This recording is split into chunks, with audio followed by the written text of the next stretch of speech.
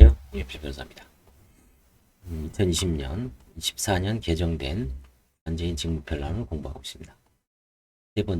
다섯 번째 시간입니다. 파산 선고 후 조치, 선고 후 7일 이내에 법원에 신고할 사항은 관제인 인감을 신고해야 됩니다. 두 번째는 파산 선고 기입 등기 촉탁 신청을 합니다. 채무자 소유의 등기 등록 재산이 있음을 확인된 경우 법원에 파산 선고 기입 등기 촉탁 신청을 하는데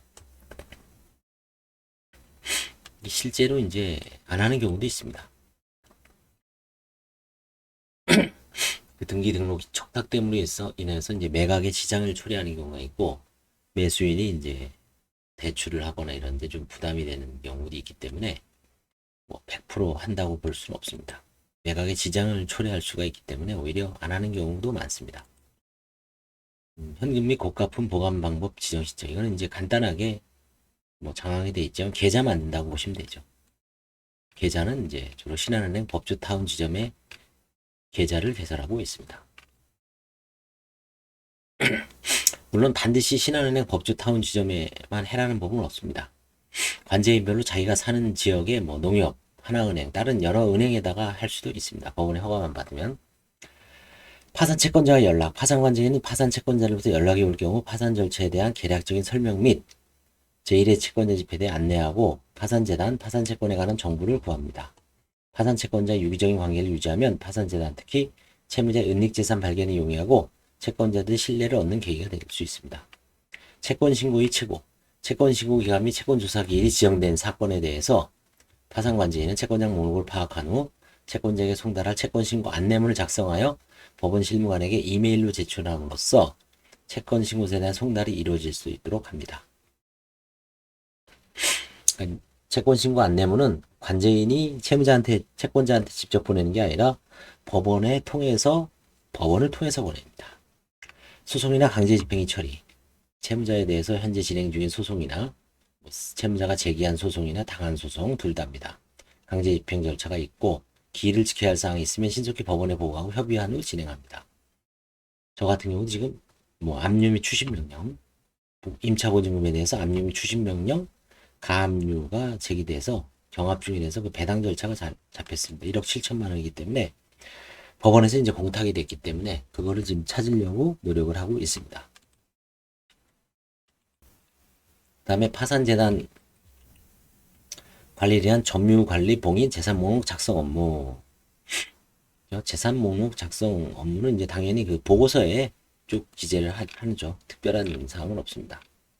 재산조회 신청도 하는 경우는 거의 없습니다. 그 다음에 이제 채무자 파산 선고 2주일 내에 면담을 준비합니다. 면담이 가장 중요하죠.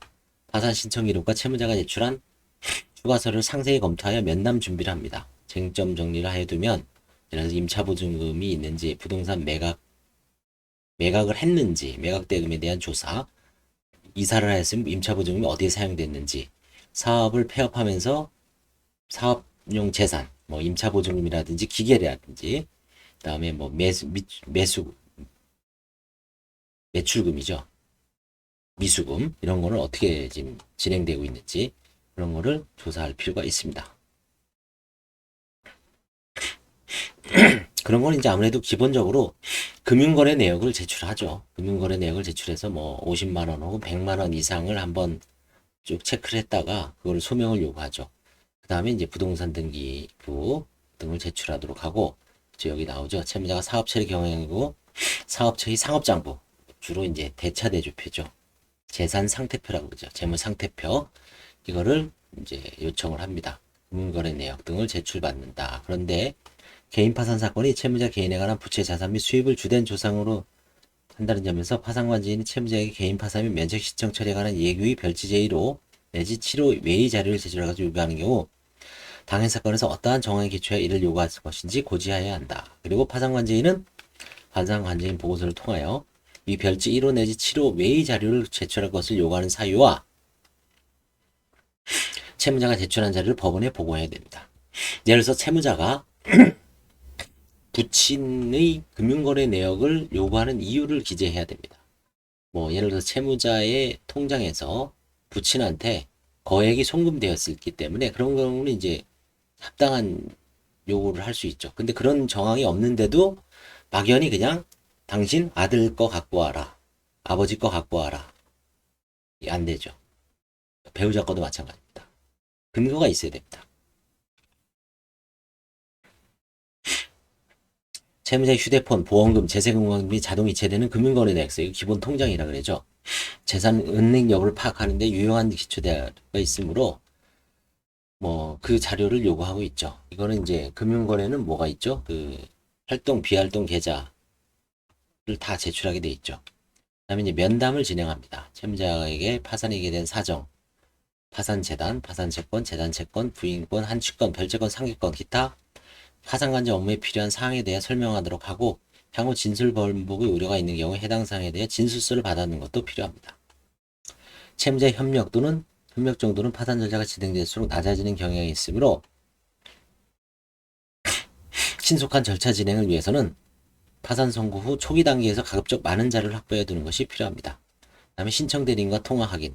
채무자 가운데 간혹 신청서에 기재된 내용이 자신의 의사와 달리 기재되어 있다거나 신청 대리인이 잘못으로 조언으로 허위 기재했다고 주장하는 경우가 있으므로 신청 대리인에게 그 진위 여부를 확인할 필요가 있습니다. 이상 파산 선고 후 일주일에서 2주일 이내에 관제인이 조치하는 내용에 대해서 공부했습니다. 감사합니다.